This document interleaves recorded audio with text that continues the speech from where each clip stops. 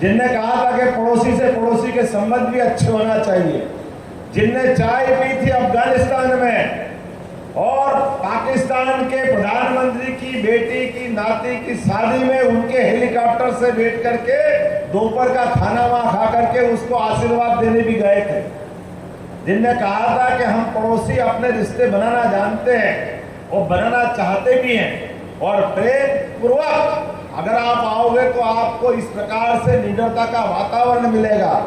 और आपने छत के पंजे किए, आपने आड़ी तिरछी निगाह करी तो आंख में आंख डालकर आंख निकालने का काम भी करेंगे। बालाकोट के बाद, सर्जिकल स्ट्राइक के बाद दुनिया का कोई देश ऐसा नहीं बचा था जिसने भारत के इस कदम की तारीफ नहीं की।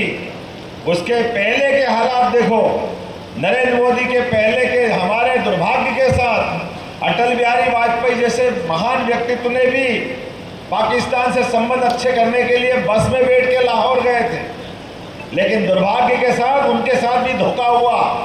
वो तो हमारे अपने प्रधानमंत्री की दृढ़ता, जोरदार ताली बजा अपने अटल जी के लिए भी टाइगर हिल पे कब्जा करा, लेकिन जो टाइगर है वही जीतना जानता है। हिल तो अपनी जगह खड़ी थी, लेकिन जीते जी हमारी सेना ने पूरे देश को टाइगर बना करके हमारा खोया हुआ इलाका वापस लाके दिया। ये हमारे उस टाइगर हिल्स की विजय में हमको ध्यान में आया, कारगिल युद्ध के माध्यम से। यह हमारा सौभाग्य है।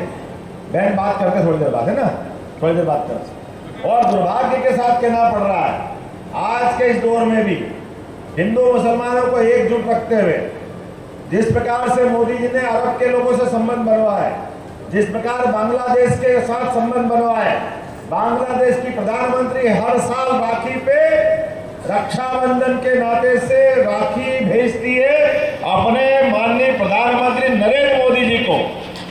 वो प्रेम का पैगाम पहुंचाती है और पाकिस्तान गड़बड़ करता है तो पाकिस्तान को औकात में लाने का काम भी समान रूप से नरेंद्र मोदी करते हैं।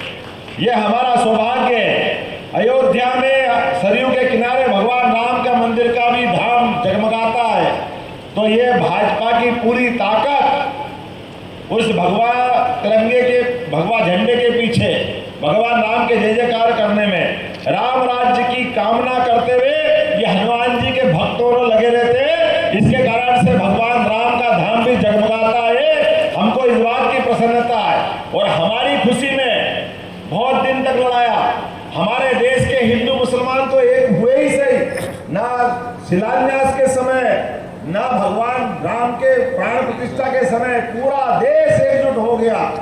और तो और जिस शख्स ने भगवान राम के मामले में कोर्ट में 70 साल मुकदमा लड़ा, वो भैया भाईजान भी हमारे भगवान राम के प्राण प्रतिष्ठा में वो आकर भी बैठे, जिन्होंने एक नया इतिहास बनाया। छाती पे सांप उनके लौटा जिनने जिंदगी भर हमको लड़ाया था, जिनने लड़ाया था उनको ठिकाने पहुंचाने का ये चुनाव है। बोलो, हमको सबको इसकी तैयारी करना है। हम सब तैयार हैं, हम सब तैयार हैं।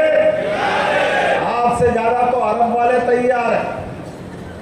अयोध्या में जय श्री राम हुआ तो हमारे अपने सऊदी अरब के राजा ने कहा कि हमारे आपके संबंध जीवन भर अच्छे बने रहना चाहिए। तो हमारे यहाँ भी आपके अगर हिंदू भाई बहन काम करते हैं तो वो वहां भी मंदिर बनाए तो हमको आपत्ति नहीं। इतना अच्छा अनुकूल माहौल कौन बना सकता है?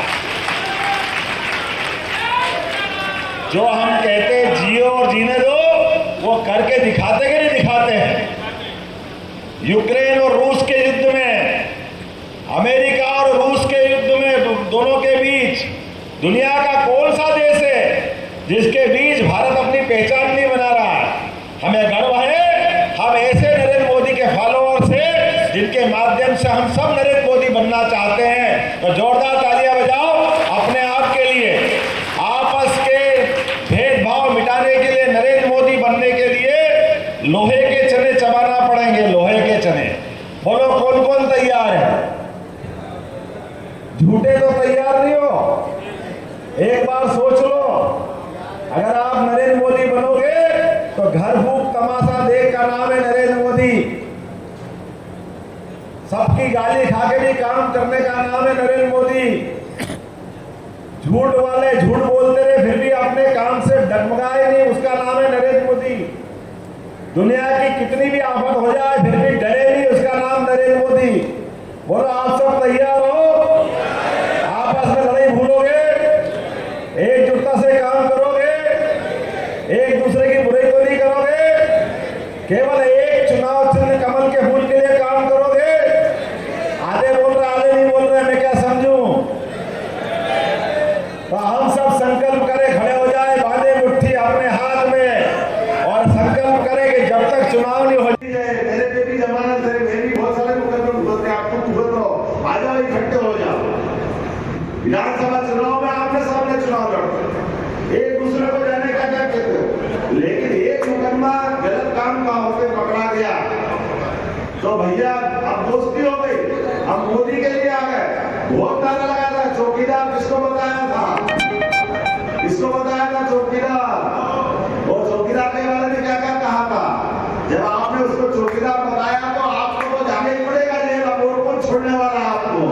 क्योंकि आपने कहा था चौकीदार चोर नहीं, चौकीदार साहूकार है, चोर की जगह जेल में है। अब सरकार वहां से चलाऊंगा? अरे भैया, सरकार चलाने के लिए जनता के बीच जाना पड़ता है। जेल से तो गैंगस्टर डांस चलाते, गैंग उनकी गैंग, ये डांस बनकर के जेल में से सरकार चलाओगे और जनता तुमको माफ कर देगी। आप में से आवाज आना चाहिए, कोई माफ करने को तैयार है? इधर से आवाज नहीं, कोई माफ करने को तैयार है? तो बांधो मुट्ठी अपनी, और हम समाज के प्रमुख हैं, समाज के प्रमुखों के नाते के नाते ये सारा कच्चा चिट्ठा आपके सामने रखा है। सहमत हो तो दोनों मुट्ठी बांधो और जोर से बोलो, भारत माता की संस्कृति में ऐसी बातों की कोई गुंजाइश नहीं है। हम लोकतंत्र से प्रेम करते हैं। लोकतंत्र की लड़ाई के लिए सभी समाजों के लोगों ने लड़ाई लड़ी थी, अंग्रेजों को हराया था, मुगलों से निपटे थे, देश की संस्कृति को बचाया था। ऐसे चोरों के